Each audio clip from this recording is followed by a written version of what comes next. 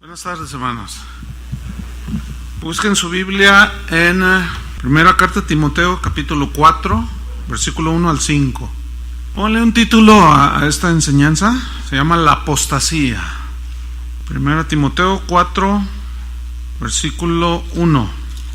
Dice así: pero el Espíritu dice claramente que en los postreros tiempos algunos apostatarán de la fe, escuchando espíritus engañadores y a doctrinas de demonios, por la hipocresía de mentirosos, que teniendo cauterizada la conciencia, prohibirán casarse y mandarán abstenerse de alimentos que Dios creó para que con acción de gracias participasen de ella los creyentes y los que han conocido la verdad.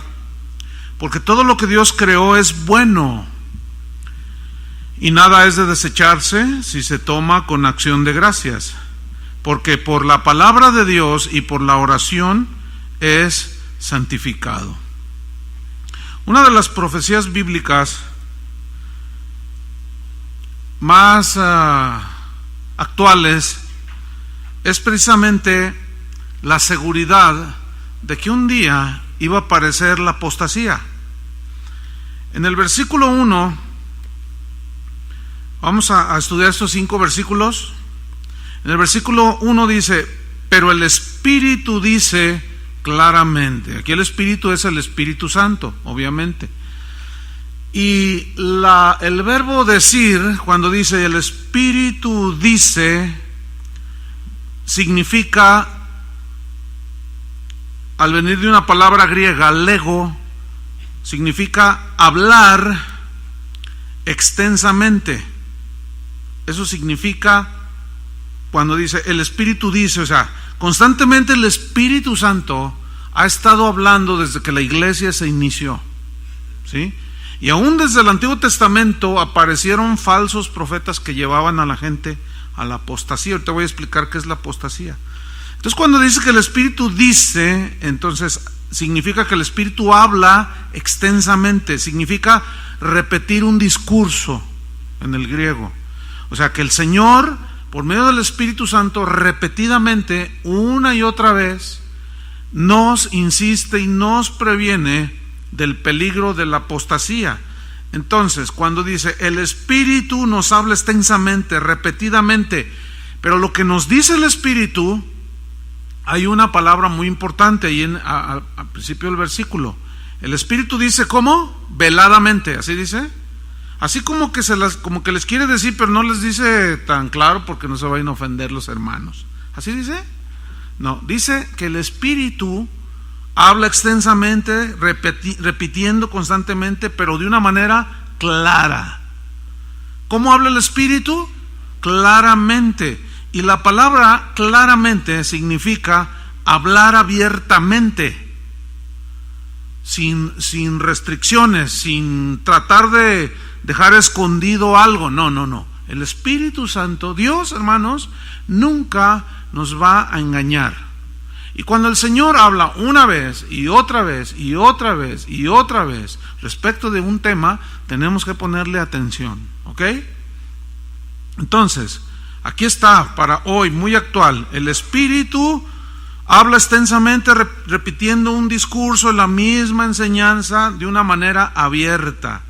Y ya desde el Antiguo Testamento, el Espíritu Santo hablaba al respecto, fíjense, de los falsos profetas. Éxodo 32, versículo 1, se los leo, ustedes nada más anoten, o si mueven su Biblia rápido. Éxodo 32, versículo 1. Les voy a decir lo que dice ahí. Viendo el pueblo que Moisés tardaba en descender del monte, se acercaron entonces a Aarón y le dijeron: levántate, Aarón, haznos dioses que vayan delante de nosotros, porque a este Moisés, el varón que nos sacó de la tierra de Egipto, no sabemos qué le haya acontecido. Quiero que noten cómo el mismo pueblo de Dios le dijo a uno de sus líderes, a uno de sus pastores: haznos dioses. ¿Qué estaba sucediendo aquí en el Éxodo con el pueblo de Israel en relación con Dios? Estaban apostatando, se estaban desviando de la verdadera adoración a Dios. Se estaban desviando del verdadero seguir al Dios, o el seguir verdadero al Dios vivo. Entonces fíjense cómo desde la antigüedad hay esta tendencia de dejar a Dios. Hay esta tendencia de desviarnos de Dios. Por eso tenemos que tener mucho cuidado. Otro versículo, 2 Tesalonicenses capítulo 2, versículo 1. 2 Tesalonicenses 2, 1 dice: pero con respecto a la venida de nuestro Señor Jesucristo y nuestra reunión con Él, ¿cuántos lo esperan? Fíjate, dice: os rogamos, hermanos, hay un ruego apostólico aquí, que no os dejéis mover fácilmente de vuestro modo de pensar. Aquí el modo de pensar es de acuerdo, o sea, lo que creemos de la Biblia, de la palabra de Dios. Ni por palabra, dice, ni por carta como si fuera nuestra, en el sentido de que el día del Señor está cerca. Lo que pasa es que había unos maestros falsos que estaban enseñando cosas erradas acerca de la segunda venida de Cristo, ¿sí? Torcidas, y estaban apartando de la fe a algunos creyentes allí en Tesalónica. Versículo 3: nadie, dice, os engañe en ninguna manera, porque no vendrá. ¿Quién no vendrá? Cristo. ¿Estamos? O sea, Cristo no vendrá sin que antes venga, ¿qué? La apostasía, y se manifiesta el hombre de pecado, el hijo de perdición. Entonces, volvamos a Timoteo. El Espíritu habla extensamente, nos repite una y otra vez, con claridad, abiertamente. Sigo en el versículo 1, capítulo 4, versículo 1. ¿Qué nos dice el Espíritu? Que en los postreros tiempos. ¿Cuáles son los postreros tiempos? ¿Cómo la Biblia, cuando mencionan los postreros tiempos, cuáles son? Bueno, estos iniciaron cuando Cristo vino a la tierra. De allí empezaron, es el desenlace de la historia humana a partir de la venida de Cristo. Y estos postreros días, creo yo firmemente que nos han alcanzado. Yo estoy convencido que estos son los últimos días. Hoy se habla mucho de avivamiento. He oído predicadores que dicen que este es el mejor tiempo que la iglesia ha vivido. Y si somos objetivos y vemos con objetividad a la luz de la palabra de Dios, yo creo que este es uno de los tiempos más oscuros en los que la iglesia cristiana está viviendo. Algunos dirán: ay, qué pesimista el pastor. No, pues es que Cristo lo dijo claramente. Y hoy, como fíjense, hoy al avivamiento le llaman retorcerse en el piso, tirarse, vomitar, emborracharse, caerse como tonto para allá y para allá. A eso le llaman avivamiento, hermanos, por el amor de Dios. Todos los avivamientos, si hablamos de esa palabra en la Biblia, iban precedidos de la predicación de la palabra, y la gente cambiaba su vida, su conducta. Ahora, dice pues que en estos postreros tiempos, fíjense lo que dijo Juan en 1 de Juan 2, versículo 18. 1 Juan 2, 18, refiriéndose también a los postreros tiempos. 1 Juan 2, 18. Voy a leer. Hijitos, fíjense cómo ellos ya consideraban su tiempo en los últimos tiempos. Ya es el último tiempo. Y según vosotros oísteis que el anticristo viene, pero ahora, o sea, ellos ya habían oído que iba a aparecer el anticristo, pero ahora, dice, han surgido, ¿qué? Muchos anticristos. Por esto conocemos que es el último tiempo.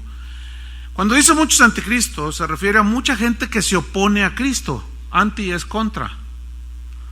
Se refiere a gente que aún dentro de la iglesia se opone a la sana doctrina, que son anticristos porque se oponen, aún dentro de la iglesia, al mensaje de la palabra de Dios. Es increíble lo que estamos viviendo en estos últimos tiempos. Antes le llamaban legalista aquellos que predicaban mucho en contra de no te pongas, quítate, no uses aretes, y decían, ese es un legalista. Pero hoy los tiempos han cambiado de tal manera que hoy un legalista es aquel que quiere vivir apegado a la palabra de Dios, obedeciendo a Dios, con temor de Dios, obedeciendo la palabra de Dios, y a ese hoy le llaman legalista. Fíjense cómo han cambiado los tiempos. Yo le llamo a eso apostasía, y no es por un concepto mío, sino por lo que dice la Biblia. Muchos anticristos han surgido, han salido. Y hoy, miren, hoy mismo venía hace rato oyendo un disco, venía casi llorando yo. Es más, entré aquí todo agüitado, todo triste. No puede ser lo que se está predicando en los púlpitos, hermano. No les voy a decir todo, no tiene caso ahorita. Pero es increíble que un hombre con 30, 40 años en el Evangelio esté predicando lo que está predicando, sin argumento bíblico, nada más porque él sintió bonito. Ya todos deben de sentir bonito, y se predica un evangelio de los sentidos. Tienes que sentir a Dios. Eso no es lo que dice la Biblia, que tienes que sentir a Dios. La Biblia dice que tienes que creer a Dios, no sentirlo. ¿Ustedes creen que Abraham sentía a Dios cuando iba a ofrecer a su hijo? ¿Cristo sentía a Dios cuando estaba en la cruz? No estamos llamados a un evangelio de los sentimientos, hermano. Estamos llamados a un evangelio de fe, creer. Es la era tomasina. Hasta que no lo vea, hasta que no lo toque yo, hasta que no lo sienta. Y fíjate lo que dijo Jesús en su misericordia. A ver, ven, Tomás, mete tus dedos aquí. Y los mete. Ahora aquí a tu costado. Ay, Señor mío y Dios mío. Dice, creíste porque me viste y me tocaste. Pero más bienaventurados son los que sin ver creen. Aquellos que no están supeditados a los sentidos físicos, sino a la fe, y la fe es espiritual, hermanos. Y ven, yo bien triste, decía, no es posible que esté enseñando esto este hermano. En lugar de enseñar la fe y la confianza en Dios, es que si no lo has sentido es porque no has tenido un encuentro con Él. Hermanos, no podemos nosotros quedarnos en esa posición de sentir a Dios. A veces yo lo siento, y si no lo siento, ¿qué? ¿Ya se fue Dios? ¿Ya no está conmigo? No, hermano, porque Pablo decía, porque andamos por fe y no por vista. La vista es de los sentidos naturales y la fe es del nivel espiritual. Entonces, el justo por la fe vivirá y seguirá viviendo. Amén. Eso es parte de la apostasía, hermanos. Apartarse de las verdades del evangelio. Sigo pues ahí en Timoteo. Entonces dice, en los postreros tiempos, dice, sigo en el versículo 1, algunos apostatarán de la fe. Ese algunos son aquellos que se desviaron de la fe, pero aquí es donde viene la explicación de la palabra apostasía, porque dice que algunos apostatarán. La palabra apostasía o apostatar viene del griego afistemi, que significa desertar, significa apartarse de. En este caso, un apóstata es aquel que es un desertor del evangelio, es aquel que se aparta de ¿qué? De las verdades del evangelio, aunque puede estar dentro de la iglesia. Ahora, la palabra griega, hermanos, tiene un significado todavía más profundo de desertar y de apartarse de, porque el verbo indica una acción deliberada. Eso está peor todavía, o sea, una acción a propósito. Una vez a un pastor preguntándole, oye, es que lo que estás enseñando, le dije, no tiene sustento en la escritura, y su respuesta fue, pues eso es lo que le gusta a la gente. Entonces tú eres de los que tienen una iglesia al gusto del cliente. Tú eres de lo que le vas a dar a la gente lo que ellos quieren. Pues esto es lo que funciona. El fin justifica los medios. Oye, ¿y la palabra de Dios? No, bueno, yo sé que la palabra de Dios dice, pero pues es que a la gente le gusta esto. Si uno les predica la palabra de Dios, no vienen. Por eso dice, algunos se apartarán deliberadamente de la fe. Aquí la fe son las verdades del Evangelio. Algunos deliberadamente, aunque también se entiende que algunos serán desviados de las verdades de la fe por ignorancia de las Escrituras. Aquí mismo lo vamos a estudiar a continuación. Entonces dice, algunos apostatarán de la fe. Ahora, viene una pregunta aquí. ¿Cómo es que algunos llegarán a apostatar? En el versículo 1 te lo responde. ¿Cómo? ¿Cuál es el verbo allí? Díganlo. Escuchando, muy bien. O sea, algunos apostatarán de la fe, dejarán las verdades del Evangelio, escuchando a espíritus engañadores. La palabra escuchando significa prestar atención, escucharlos detenidamente, aquella enseñanza que se está dando.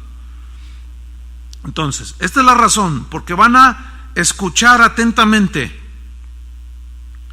con atención, ¿a quién? A espíritus engañadores. Yo quiero hacerles notar que aquí espíritus engañadores no se refiere a espíritus así como demonios, no. Aquí se refiere a personas que son engañadores, ¿sí? Ahora, la palabra engañadores viene del griego planos, que significa impostor. O sea, son gente impostora, suplantadora. Pero engañadores, planos, también significa guía errado. O sea, alguien que está en un hoyo y pretende llevar a los demás por el camino de la libertad, pero no, lleva a los mismos al mismo hoyo en el que ese maestro está. Entonces es un guía errado. ¿Por qué? Porque no está enseñando la palabra de Dios. Engañadores, otra vez, también significa errantes, significa vagabundear. O sea, gente que anda de aquí para allá, sin ton ni son, sin rumbo. La palabra planos, de ahí se deriva la palabra planeta, pero también significa una especie como de un aerolito, de esos materia que anda en el universo sin rumbo, así como los cometas que hoy aparecen y mañana ya no, ya andan dando vueltas ahí en el universo. A eso se refiere, fíjense. Es gente que si tú le preguntas, oye, ¿quién es tu pastor? Te van a decir, Jehová es mi pastor, dicen ellos.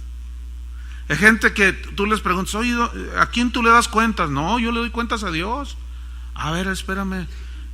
Bueno, sí, a Dios, pero nosotros tenemos que estar en un lugar donde nos están supervisando, porque si cometes algún error por allí, ¿quién te va a disciplinar?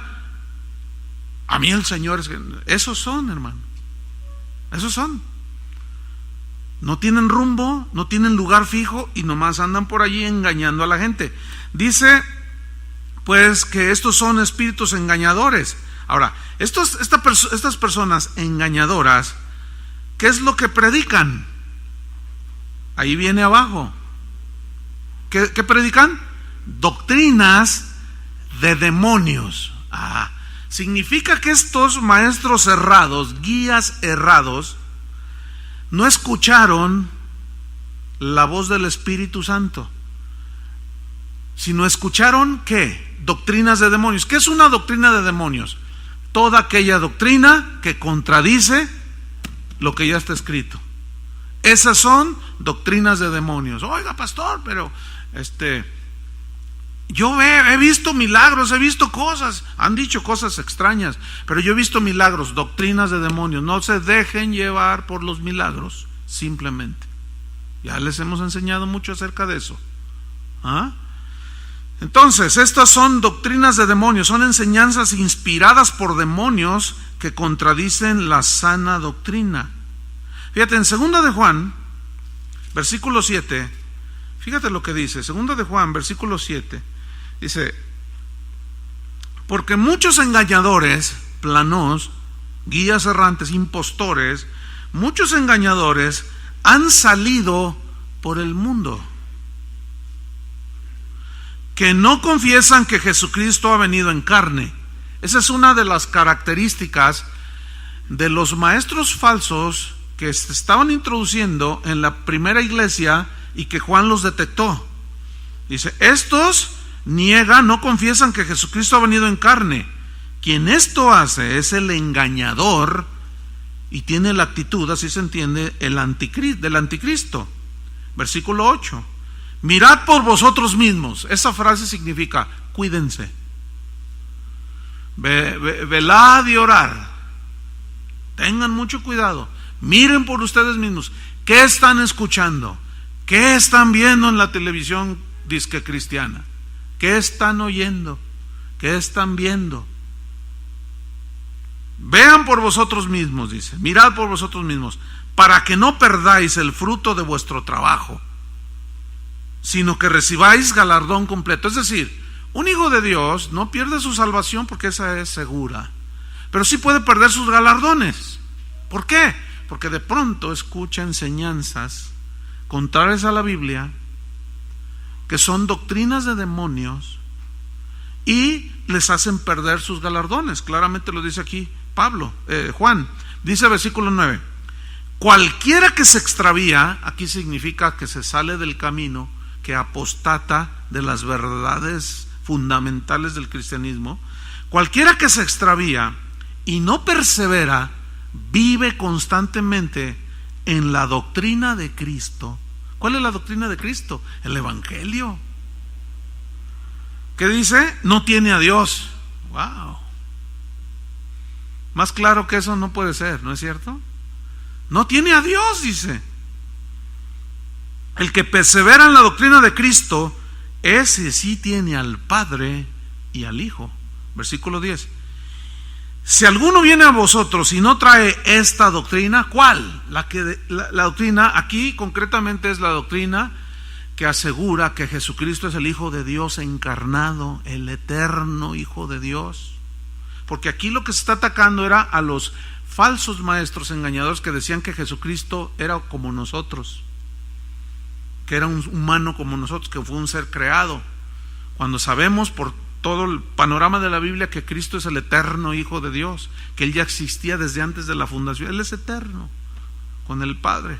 Entonces dice, si alguno de vosotros viene a vosotros y no trae esta doctrina, no lo recibáis en casa, ni le digáis bienvenido. Eso está duro, ¿no? Versículo 11. Porque el que le dice bienvenido participa de sus malas obras. Volvamos a Timoteo. Entonces, el Espíritu habla extensamente, repetidamente, concretamente, con claridad, abiertamente, que en los últimos tiempos algunos deliberadamente o por engaño desertarán de la fe, ¿sí? Se apartarán de las verdades del Evangelio. ¿Por qué? Porque van a estar escuchando a maestros que son como asteroides sin rumbo. Son gente engañadora, son impostores. Estos impostores están oyendo lo que enseñan de los demonios, doctrinas de demonios. Pero luego en el versículo 2 sigue describiendo a estos falsos maestros que van a hacer que algunos dejen las verdades del Evangelio. Por hipocresía de mentirosos. La frase por hipocresía significa que actúan con engaño, ¿sí? Aún ellos mismos son engañados, pero muchos de ellos saben que están engañando a la gente. Una vez, hace muchos años, recién convertido, sucedió algo extraordinario. Yo nunca había hablado con un sacerdote y nosotros vivíamos como a 20 metros de donde había un templo católico. Bueno, yo iba a la doctrina y todo ese asunto, pero nunca yo había hablado con un padre.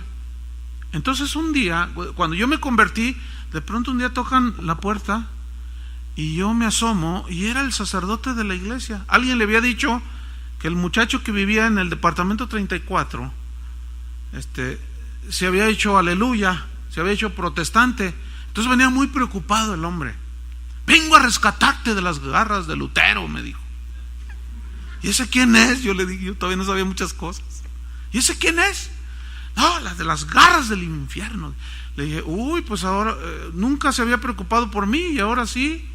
Bueno, le digo, le agradezco por eso. Entonces me empezó a decir, es que mira muchacho, y según él me empezó a evangelizar. Yo no tenía mucho de cristiano, pero ya más o menos había escuchado algunas cosas. Entonces yo le dije, oiga, a ver, porque él me dijo, a ver, ¿dónde dice en la Biblia eso que me estás diciendo?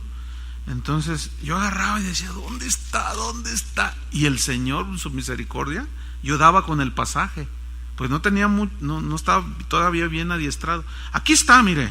Entonces lo leía, a ver, ¿qué dice eso? Bueno, y titubeaba el señor cura. Entonces yo le dije, al final, me dijo, bueno, me dice, está bien allí donde tú estás yendo, síguele, me dijo. Entonces eso me extrañó tanto y yo le dije, oiga señor cura, entonces usted está diciendo que yo verdaderamente encontré a Jesucristo y encontré la verdad en la palabra. Y me dijo, sí. Yo más me saqué de onda. Entonces le dije, oiga, entonces ¿por qué usted no le dice a la gente del evangelio de Jesucristo? ¿Saben qué me respondió? Dice, no, es que tú no entiendes. ¿Te imaginas quitar una tradición de tantos siglos para decirles esto? Mira, yo sé lo que la Biblia dice. Sé que no debemos adorar ídolos, sé que no debemos de tener, yo lo sé. Y le dije, yo estaba totalmente así, sorprendido de sus respuestas. Entonces yo le dije, no, ¿sabe una cosa? Usted está actuando, engañando a la gente. Imagínate saber la verdad y engañarlos. ¿Qué cuentas le van a dar al Señor cuando Él nos llame a cuentas? Por hipocresía actúan bajo engaño de mentirosos. Hay algunos, fíjate, como que deliberadamente le mentía a la gente. La palabra mentirosos viene de una palabra griega, pseudólogos. Son dos palabras, pseudo, que significa falso, y logos es palabra. O sea, mentiroso aquí significa falsa palabra, gente que tiene falsa palabra, falso mensaje, falsa enseñanza. Ese es un pseudólogo. Y como suena así medio cool, medio nice, medio que así oye, ¿tú qué eres? Yo soy pseudólogo. Pero pseudólogo significa alguien que tiene falsa palabra. De ahí se tradujo mentirosos. Eso es un mentiroso, un pseudólogo. Son promulgadores de doctrinas erróneas. Ahora, esta hipocresía y actuar bajo engaño de esta gente falsa tienen una característica, tienen cauterizada ¿qué? La conciencia. ¿Qué significa eso? Cauterizada significa que ya está insensible. Es como cuando tú te haces una cortada y te aplican la medicina y luego ya te cierra la herida, dices que cauterizó, ¿no es cierto? O sea, se cerró la herida. Es decir, la conciencia ya no está, ya es insensible. Pero la palabra que se tradujo por cauterizada tiene un significado muy interesante. Pongan atención. Significa literalmente marcar con un hierro candente. A ver, ¿cómo es esto? Mira, cuando en aquellos tiempos bíblicos, y todavía se utiliza en algunas partes, cuando quieren marcar a las reses como propiedad de cierto rancho, ellos ponen un hierro en el fuego directo. ¿Se han fijado en ese cuadro? Entonces lo están ahí, entonces está a todo lo que da, a rojo vivo, como dicen. Entonces la res la someten, la tiran, entonces el ganadero la marca. No, pues es un dolor tremendo. Pero después de que la marca, la curan a la res, ¿sí? Entonces se cauteriza la quemada, pero se queda una marca. Escúchenme bien. ¿Cómo entender esto? Que tienen cauterizada la conciencia, tienen marcada la conciencia. Hay una marca. ¿Saben qué? Son satánicos. Esa es la marca. Pertenecen al diablo, a Satanás. ¿Por qué? Porque al tener cauterizada su conciencia están marcados ya por lo que hablan, por lo que dicen, por cómo viven, y tú los tienes que saber identificar. por lo que hablan, por lo que dicen, cómo engañan a la gente, cómo utilizan engañosamente las mismas escrituras para hacer caer a la gente y para aprovecharse de la gente y enriquecerse a ellos. Entonces tienen cauterizada, ¿qué? La conciencia. ¿Qué es la conciencia? La conciencia es esa parte en nuestro ser, en nuestra alma. No te puedo decir aquí está la conciencia, ¿verdad? No, es una parte dentro de nosotros, de nuestro ser interior, donde nosotros tenemos precisamente la conciencia del momento actual. Pero es en la conciencia donde nosotros tenemos la capacidad moral para reflexionar y ver qué es bueno y qué es malo. Por eso Pablo hablaba de vivir con limpia conciencia, ¿se acuerdan? A veces la gente dice, ay, mi conciencia no me deja. Eso significa que la conciencia está todavía vivita. Pero estos falsos maestros ya no tienen conciencia. ¿Se han fijado cuando salen las noticias de que asesinó a sus hijos y a su esposa y a la suegra? Entonces uno dice, ay, ese hombre no tiene conciencia. Y luego los entrevistan en la barandilla. Oiga, ¿y no le remuerde la conciencia? No, se lo merecía, y si volvieran a hacer, los volvía a matar. Y tú dices, pero ¿tanta maldad? Lo que pasa es que es gente con conciencia ¿qué? Cauterizada, insensible, depravados moralmente hablando. Entonces, estos maestros no sienten culpabilidad, no sienten preocupación, no aman al rebaño de Dios, abusan del rebaño de Dios, no tienen remordimiento de enseñar deliberadamente falsas doctrinas. Pero en cuanto tú les dices, oiga, pero la palabra de Dios dice esto, se vuelven tus peores enemigos. ¿Por qué?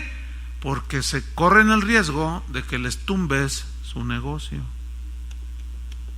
Hay un caso en el libro de los Hechos de que vendían templecillos de Diana y figurillas, ¿no? Entonces llega Pablo y les empieza a predicar el evangelio.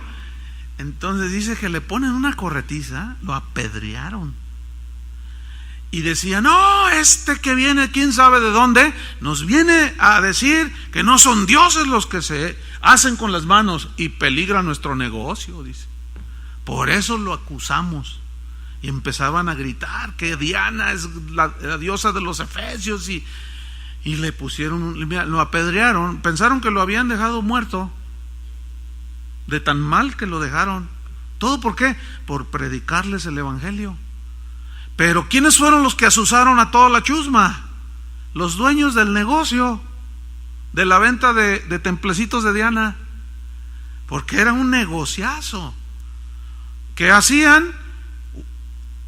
Aunque eran paganos, abusaban de la fe pagana y se enriquecían ellos vendiéndoles templecitos. Entonces llega Pablo y les dice que no son dioses los que se hacen con las manos, que hay un Dios vivo que le vamos a dar cuenta, y dicen, este nos va a echar abajo el negocio, mejor vamos a darle a duro a él, mejor vamos a matarlo a él. Así es que, hermanos, si quieren vivir piadosamente en Cristo y predicar la verdad, se van a encontrar, ¿verdad?, con esta gente a la cual pues a lo mejor le vas a echar a perder su negocito. Pero ¿qué vas a hacer? ¿Te vas a rajar como cantarito de Tlaquepaque o de Tonalá? Entonces, esta gente no siente culpabilidad, no tienen preocupación, no tienen remordimiento de enseñar falsas doctrinas. Ahora, una pregunta: ¿en qué consistía la apostasía a la que se refiere aquí en primera de Timoteo? Así concretamente, fíjate, vamos a 1 Timoteo capítulo 4, versículo número 3. Fíjate, vamos a retomar todo, ¿ok? Dice que el Espíritu dice claramente: en los posteriores tiempos algunos apostatarán, se abandonarán las doctrinas fundamentales del cristianismo. ¿Cómo será esto? Escuchando espíritus engañadores. Estos harán toda suerte de milagros y cuanta cosa. Dice, y a doctrinas de demonios, inspiradas por demonios. por la hipocresía, el engaño de mentirosos, pseudólogos, que no tienen conciencia, no son sensibles. Ya se les terminó todo eso. Y fíjate el versículo 3, prohibirán casarse y mandarán abstenerse de alimentos. ¿Saben? En el siglo IV aproximadamente fue cuando se dio lo que se conoce como la vida monástica, que consistió en hombres que anhelaban vencer las pasiones de la carne, acercarse más a Dios. Entonces, al hacer comenzaron a hacer a un lado la palabra de Dios, y vino la influencia de las doctrinas de demonios. Y fue cuando aparecieron los monasterios. ¿Qué son los monasterios? Donde entran los monjes y las monjas para supuestamente aislarse del mundo, con una muy falsa interpretación de lo que dice la Biblia acerca de dejar el mundo. Porque el mundo, hermanos, lo llevamos dentro, ¿no es cierto? Acá en la cabeza, y luego con la tendencia de este cuerpo de pecado hacia lo malo. Entonces, ¿de dónde sacaron eso? Y comenzaron a aislarse. Hay historias tan impactantes de gente que se subió a un árbol y duraron allí hasta 40 años, nunca bajaron, porque no se querían contaminar con el mundo. Bueno, ustedes saben que en la Iglesia Católica los sacerdotes no se casan. ¿De dónde surgió esa doctrina de demonios? De inspiración demoníaca. Porque si algo hizo Dios fue Adán y a Eva y llenen la tierra. Dios fundó la familia y herencia de Jehová son los hijos. Entonces estos sacaron por allí que Dios le dijo a uno que no debían de casarse.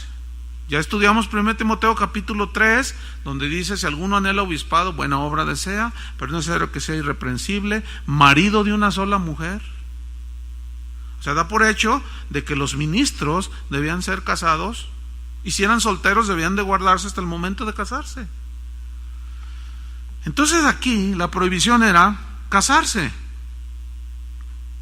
Pero las prohibiciones como influencia de doctrinas de demonios varían, pero no vamos a terminar mencionando muchas.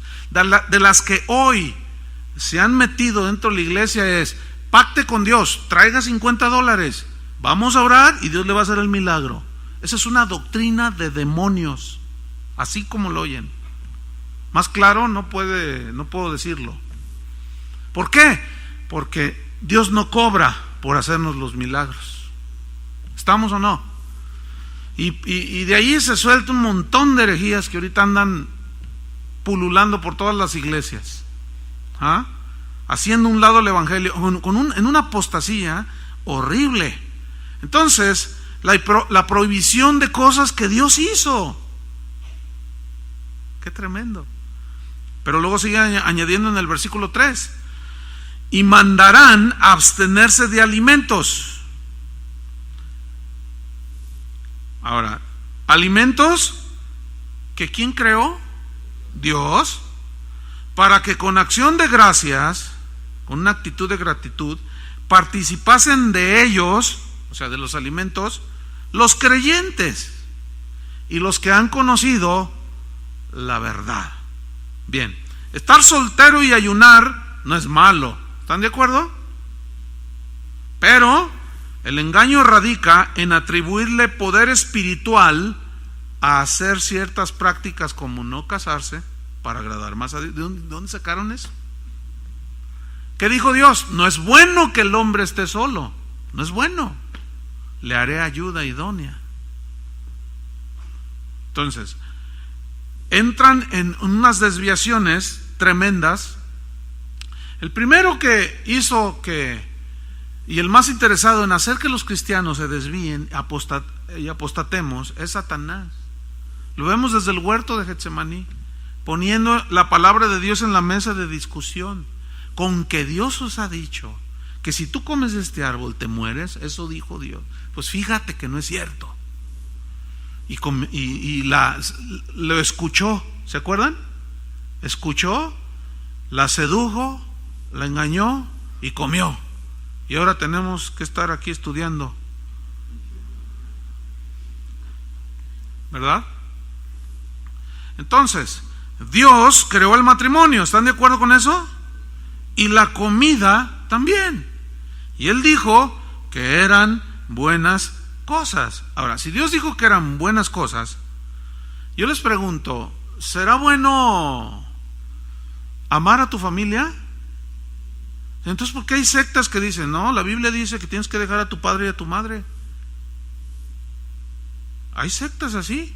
Hay pastores que le dicen a las hermanas, hermana, necesito que venga a limpiar la iglesia, pero hermano, es que ya diario vengo, pastor, y no, porque ellas dicen, pues es que mi esposo por eso no se convierte, dice que ya me esclavizaron aquí en la iglesia. ¿A quién le va a hacer caso? ¿A los hombres o a Dios? Entonces la hermanita toda ignorantita ahí, la pobre está ahí, no, pues a Dios, dice. Así es que venga, oiga, pero mi marido ya dice que si vuelvo a hacerlo, me abandona. Pues que la abandone, divórciese de ese cocodrilo. Porque Dios dice en su palabra que usted tiene que obedecerlo primero. ¿Estará certero ese pastor? Pues por supuesto que no. Porque primero es Dios, después la familia y luego la iglesia. ¿Cómo la ven?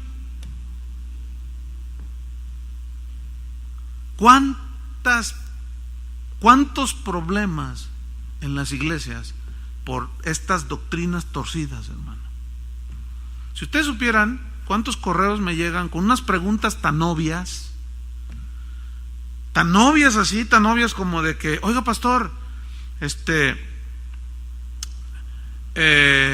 uno de los pastores ahí en la congregación, pues se ve que pues no vive como dice la Biblia, y pues todo el mundo se da cuenta, y pues nos han dicho que nos callemos, que pongamos los ojos en Cristo.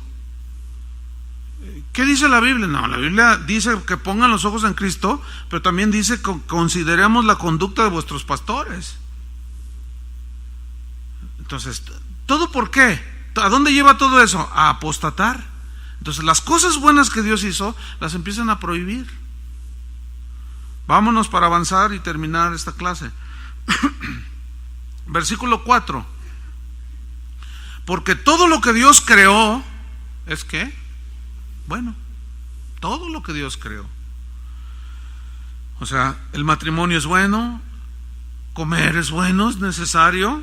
Ahora, Dios le puso una dieta a los israelitas, ciertamente, para hacerlos diferentes de los pueblos. Ciertamente hay alimentos que podemos comer que ciertamente la Biblia dice les prohibía a los judíos. Sin embargo, siguen teniendo propiedades que enferman más si nosotros insistimos en esos alimentos. Por ejemplo, les voy a hacer una pregunta. ¿Es pecado que tú te comes unas tostadas de patita de puerco así? ¿Es pecado? En sí mismo no. Si lo comieras eventualmente, bueno, pero si todas las noches vas a la cenaduría de la esquina a cenar patas de cochino, te voy a decir una cosa, estás dañando tu cuerpo. Estás dañando tu cuerpo. Entonces estás agrediendo el templo de Dios. O sea, podemos comer de todo, sí, ciertamente, pero tenemos que ser entendidos. Dios nos ha dado una sabiduría, ¿no es cierto? Deberíamos de desechar los refrescos, hermanos, de veras. Y es lo que más toman. Es lo peor que podamos meterle al cuerpo. Sin embargo, si un día te invitan a comer y te ofrecen un refresco, pues te lo tomas. ¿Sí me explico? Ahora, voy más allá, fíjate. Todo lo que Dios creó es bueno y nada es de desecharse si se toma con acción de gracias, o sea, con gratitud. Porque el Señor dice, todo lo que te pongan en la mesa, pues cómetelo, ¿verdad? Versículo 5. Porque por la palabra de Dios, o sea, que dijo que es bueno, ¿sí? Y por la oración de gratitud, ¿qué dice? Es que santificado. Y aquí se utilizó una palabra griega que significa purificar.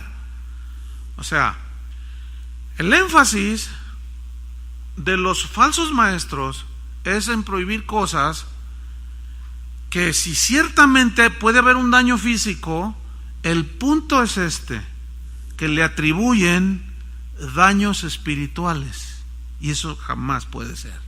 Nunca se le puede atribuir daños espirituales a comer algo o dejar de comer algo, porque el alimento en sí mismo, ¿qué culpa tiene? Y de esto Jesús se enfrentó con los fariseos de su tiempo, pero constantemente. Tus discípulos, le dijeron, no se lavan las manos para comer. Ustedes saben que lavarse las manos por higiene es bueno, ¿no es cierto? Pero Jesús dijo, hipócritas, les dijo, ¿que no entienden? Utilicen aún el sentido común. ¿Que no saben que lo que entra, o sea, la comida que entra, no es la que contamina al hombre? Porque esta entra y sale en la letrina, dice. Hay un proceso de desecho, lo que el cuerpo ya desecha y es echado a la letrina. Dice, y el comer con las manos sin lavar, dice, no tiene ningún efecto espiritual. Pero ustedes confunden, porque lo que verdaderamente contamina al hombre, ¿qué es? Lo que sale del corazón: los malos pensamientos, los adulterios, los robos, los homicidios. Y Jesús da una lista grande de lo que sale del corazón del hombre y contamina. Pero comer con las manos sin lavarse no contamina, les dijo. ¿Por qué los fariseos tenían estos conceptos? Por falsa enseñanza, fíjense. A ver, les voy a hacer una pregunta. Suponiendo que tú vas a visitar a tu mamá, a tu abuelita, no es cristiana, y entonces tú llegas y vente a cenar, hijo, te dice, y tú, sí, abuelita, ¿qué me va a dar? Mira, hice un chocolatito. Ay, chocolate, abuelita, ¿verdad? Entonces dice, pues sí, un chocolatito, mira, acompáñalo con este pedazo de pan bien rico. Entonces tú agarras el pan y le vas a tirar la mordida, y luego lo ves y dices, ay Dios, oiga abuelita, este pan, ¿qué tiene? Pues es pan de muerto, abuelita. ¿Y? No, pues no, eso es de los demonios, abuelita. Si yo me como el pan de muerto, me voy a contaminar.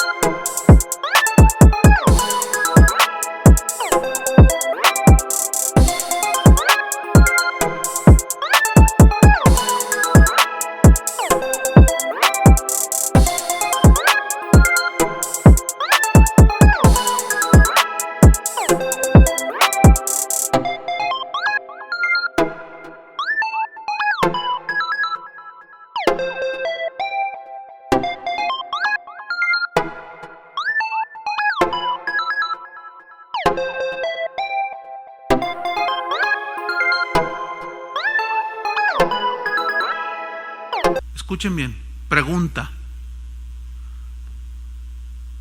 si alguno le muerde al pan de muerto, ¿se contaminará? ¿Qué culpa tiene el pan, por el amor de Dios? Porque el mismo efecto tendría si en lugar de llamarse pan de muerto se llamara pan del cielo. Entonces así te lo comes, ¿verdad? Y ya te pusiste bien espiritual y hasta la arpita sacaste y comiendo pan y ya te santificas. Hermanos, por el amor de Dios, no tiene efecto alguno. Sin embargo, allí vamos a ver rápidamente unos versículos. Tenemos unos minutos. Marcos 7:19. Nada más para corroborar lo que estamos diciendo. Marcos 7:19. Aquí Jesús les está hablando, el pasaje que yo les mencionaba, 7:19, dice, porque no entra en su corazón sino en el vientre y sale a la letrina, o sea, la comida, ¿verdad? Versículo 20, pero decía que lo que del hombre sale, eso contamina al hombre, porque de dentro del corazón de los hombres salen los malos pensamientos, los adulterios, fornicaciones, homicidios, hurtos, avaricias, maldades, el engaño, la lascivia, la envidia, maledicencia, la soberbia, la insensatez. Todas estas maldades de dentro salen y contaminan al hombre. ¿Ven? Entonces, ¿qué contamina más? ¿O cuál es la verdadera contaminación? A ver, comerse un pedacito de pan de muerto o tener envidia. ¿Ven? Entonces los falsos maestros se pierden en eso y le empiezan a atribuir al pan, al agua, poderes que no tienen. Y por eso hay tanta cosa rara. Colosenses 2:16. Colosenses 2:16. Rápido. Versículo 16 y 17. Dice, por tanto, o sea, en vista de que Cristo Jesús ya pagó por nosotros en la cruz, quitó toda la condenación, la clavó en la cruz, triunfó sobre todo esto en la cruz. Versículo 16, por tanto, nadie os juzgue en comida o en bebida. Ahí está. O en cuanto días de fiesta, luna nueva o días de reposo, todo lo cual es sombra de lo que ha de venir, pero el cuerpo es de Cristo. ¿Qué significa esto? Que ya quedaron abolidos y nunca, en realidad nunca ha habido una consecuencia espiritual por comer ciertos alimentos. Romanos 14, que es todavía lo más claro que hay. Romanos 14, que todos los que estudiaron Romanos pues ya saben un poco más de esto. Romanos 14, versículo 1. Vamos a ver qué dice. Dice, recibid al débil en la fe. ¿Qué significa el débil en la fe? Es alguien que todavía sus convicciones del evangelio no están muy sólidas. Eso es el débil en la fe. Pero recíbanlo, pero no para contender sobre opiniones. Versículo 2, porque uno cree que se ha de comer de todo. Yo soy de esos. Pero puede haber otro que es débil y come legumbres. ¿Me están siguiendo? Versículo 3, el que come no menosprecie al que no come, y el que no come no juzga al que come, porque Dios le ha recibido. ¿Tú quién eres que juzgas al criado ajeno? Para su propio Señor está en pie o cae, pero estará firme, porque poderoso es el Señor para hacerle estar firme. Versículo 5. Uno, aquí está uno, hace diferencia entre día y día. O sea, mañana es Navidad, mañana es Año Nuevo, mañana es esto, mañana es lo otro. Ay, mañana es día del maestro, ay, mañana es día de no sé qué, ay, mañana es día del no sé qué, mañana es día del compadre, mañana. Y siempre está con los días, ¿verdad? Bueno, dice, uno juzga iguales todos los días. Uno hace diferencia, versículo 5, entre día y día. Otro juzga iguales todos los días. ¿De cuál eres tú? Bueno, por ejemplo, yo tengo la convicción, para mí todos los días son iguales, pero para mi esposa no, fíjense. Por ejemplo, si yo en Navidad me la paso leyendo u otra cosa, cuando la gente celebra Navidad, pues a mí no me es inclusive. No me interesa, o sea, no. Pero mi esposa no, dice, no, vamos a hacer la cenita. Entonces, yo hago la cenita, pues por aprovechar que estoy con la familia, etcétera. Pero hay algunos que les gusta hacer diferencia. Hay veces, les soy sincero, que de mi cumpleaños no me acuerdo, de veras. Ahora, eso me ha llevado a tener ciertos roces con mi esposa, Porque al inicio de mi matrimonio, cuando yo empezaba a estudiar esto y entender algunas cosas, yo decía, pues sí, es cierto, todos los días son iguales. Entonces cometía indiscreciones, como no decirle, feliz cumpleaños, mi vida. Entonces, bueno, por causa de esas cosas, Dios nos ha dado sabiduría y entendimiento, entonces yo le puse atención a eso. Entonces, pues le canto ahí, ¿verdad? Y ahora que tuvimos nuestro aniversario de bodas, ese día pues le compré flores y le llevé sus flores. Porque así son las mujeres, ¿no? Yo soy distinto, pero por causa de los que hacen diferencias, el amor siempre debe ser más allá. Porque el que entiende más se le demanda más, ¿no es cierto? Ahora, versículo número 6. El que hace caso del día, lo hace para el Señor. Y el que no hace caso del día para el Señor, no lo hace. O sea, bueno, sigo leyendo. El que come, para el Señor come, porque da gracias a Dios. Y el que no come, para el Señor no come, y da gracias a Dios. Porque ninguno de vosotros vive para sí, y ninguno muere para sí. Pues si vivimos, para el Señor vivimos. Y si morimos, para el Señor morimos. Así pues, sea que vivamos o que muramos, del Señor somos.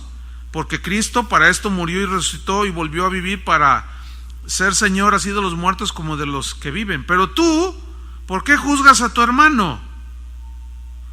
O tú también, ¿por qué menosprecias a tu hermano? O sea, les dice a los dos, al que juzga igual todos los días y al que hace diferencia, dice, a ver, ¿qué onda? Porque hay otra cosa mayor que es el amor. Sigo leyendo. Porque todos compareceremos al tribunal de Cristo, porque escrito está, vivo yo, dice el Señor, que ante mí se doblará toda rodilla y toda lengua confesará a Dios. De manera que cada uno de nosotros dará a Dios cuenta de sí, o sea, de sus actos. Si yo menosprecié, si el otro me menospreció, etcétera. 13. Así que ya no nos juzguemos más los unos a los otros, sino más bien decidid no poner tropiezo u ocasión de caer al hermano. Yo sé, noten, yo sé, que es un conocimiento que no todos tienen, pero Pablo decía, yo sé, y confío en el Señor, que nada es inmundo en sí mismo. Mas para el que piensa que algo es inmundo, para él lo es. Pero si por causa de la comida tu hermano es contristado, ya no andas conforme al amor, ahí está.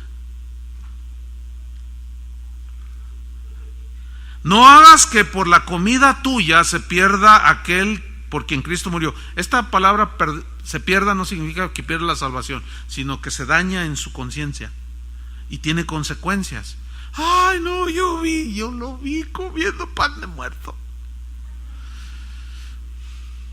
Algunos, voy a decir algo, algunos que saben que yo juzgo así, que para mí no tiene nada que ver eso.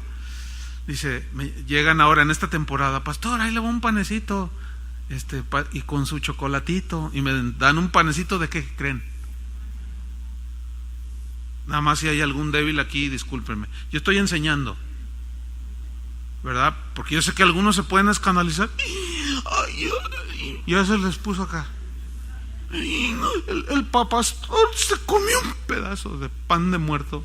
Vean qué rico sabe con chocolate.